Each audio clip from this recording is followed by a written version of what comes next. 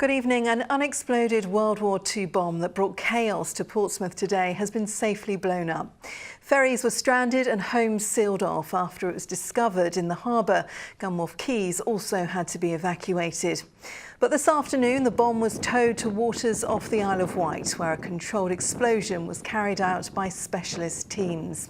Our reporter Mel Blaw followed the day's events. It's one of the busiest harbours in the country, but today it was brought to a standstill after an unexploded bomb was discovered on the seabed. The wartime device was found at 5 o'clock this morning by a barge dredging the harbour. As a precaution, a 500-metre exclusion zone was set up, preventing ferries from entering and leaving the port and leaving hundreds of passengers stranded. We were supposed to dock at 6:45 this morning. And we got a call at 5:55 saying that we weren't going to dock on time because they'd found a torpedo, and it was a bit of a shock, obviously.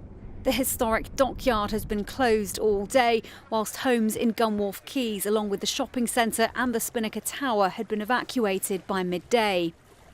Also closed for a time were surrounding roads and railway lines and Whitelink ferry services. We just arrived, for a short break in Portsmouth to visit the museums, and it appears that everything's closed. We were in Gunwharf as suddenly the alarms went and the evacuated us all out. They allowed us to use the lifts, they came down, and it was all pretty organised really. We were just watching a film in cinema, and and suddenly that was cut short, so it's all a bit strange really, yeah. This is the third bomb to be found in the harbour since September, the first being a torpedo discovered on September the 10th, which also led to an exclusion zone being put into place similar to the one today. Another bomb was discovered in the harbour later in the month. Dredging work is being carried out in the harbour to widen and deepen the approaches ahead of the arrival of HMS Queen Elizabeth, the Royal Navy's new aircraft carrier, next spring. The area was the target of sustained German attack during World War II. Hundreds of thousands of bombs rained down on the city and the sea surrounding it. Controlled explosions are becoming a regular occurrence in the Solent, and this latest operation is unlikely to be the last. Mel Blaw, ITV News, Portsmouth. Well, as Mel said there, 3 unexploded bombs have been discovered since September. So how many more could there be? And could the dredging project be delayed? I think it's likely that we'll find more ordnance, but as to how many exactly, I couldn't tell. I've got complete confidence in my team. They'll deal with any ordnance that's found as part of the dredging operation, and they'll do it safely. They're a great team and they're doing a fantastic job. Whether it'll be done by the middle of next year, that really is a question for the dredging team and Portsmouth Harbour's team rather than me and ours. Well, for more on that story, including more footage of the bomb being exploded, go to our website. The address, itv.com/Meridian. In other news tonight, the RMT union has pleaded with the rail watchdog to stop Southern Rail going ahead with controversial staff changes. The union wards safety is being compromised by moving conductors to a new role of onboard supervisor, leaving drivers responsible for closing doors. The union is involved in a long-running dispute with Southern, with 2 more days of strikes planned for next week and no plans for fresh talks. Meanwhile, bus drivers in Dorset have been taking part in a new 24-hour strike in their long-running row over pay. Members of the Unite Union in Weymouth and Bridport walked out at 4:30 this morning after turning down the latest pay offer from First Dorset. A 29-year-old man has been arrested after a 14-year-old girl was assaulted in a park in Brighton. She was attacked at the Level on Sunday. The man is being questioned on suspicion of rape. Now, former residents of the Chagos Island have been living in exile in Sussex, hoping one day they might be able to return home. But today, their hopes were dashed. They've been told they definitely can't go back. They were forced to leave when the British government let the Americans build a giant military base on Diego Garcia. Many of the islanders eventually settled around Crawley, but they've campaigned to return home ever since. But today, the Foreign Office said that wasn't possible and has offered them compensation. Malcolm Shaw has their story.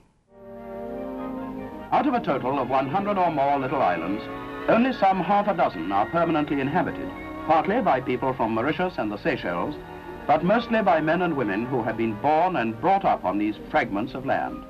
A British government film from 1957 documented the gentle way of life for the inhabitants of the Chagos Islands. Yet within a decade, the same government would embark on a policy of clearing the archipelago in the Indian Ocean. First, they gassed the islanders' beloved pet dogs, then forced more than 1,000 people to leave their ancestral home. Sabrina Jean's family were among them.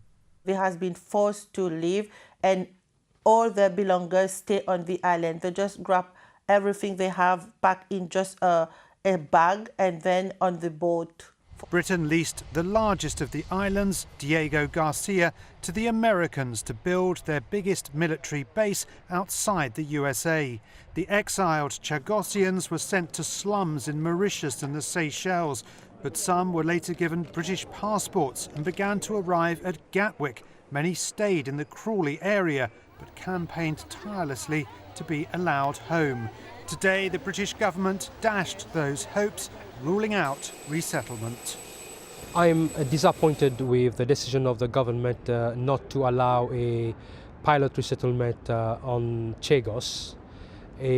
But now I think the decision will have to come from the people to say whether they are happy with this decision or not. Just here in my back is where I stayed with my grandfather when I was born here. In 2008, Alan Vinkatassin was allowed to return to his birthplace briefly as part of a fact-finding mission.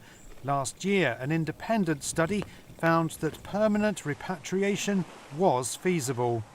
But this afternoon, the government said that was too costly and difficult, and it revealed the US airbase will remain on Diego Garcia for at least another 20 years. People live next door to military bases all around the world, so I see no conflict or security issue with people who are native to the Chagos Islands living near a military base. The Foreign Office has offered the exiled islanders £40 million in compensation, but Chagosians say their campaign to be allowed home will continue even now. Malcolm Shaw, ITV News, Crawley. And finally tonight, it's been a very special day for former Southampton footballer Francis Benali as he was granted the freedom of the city. The ceremony in recognition of his charity work took place at the Civic Centre. It caps off a remarkable year in which he's raised £400,000 for Cancer Research UK. It included running a marathon and cycling 75 miles every single day for 2 weeks, visiting every Premier League and Championship stadium in the UK. As a boy born and raised in the city, extremely fortunate enough to have represented its football club.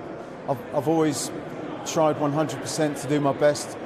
I may not have been the most talented or gifted, but I hope that people recognise the effort that I've given, whether it's through my playing career, the challenges I've done for charity, just trying to be a part of the community to make the city a better place. I better not mention this in earshot of Karen, my wife, but I wouldn't rule out completely not doing anything again in the future. So it'd probably just be a case of when and exactly maybe what. But I'd like to continue doing some things, I think, in the future.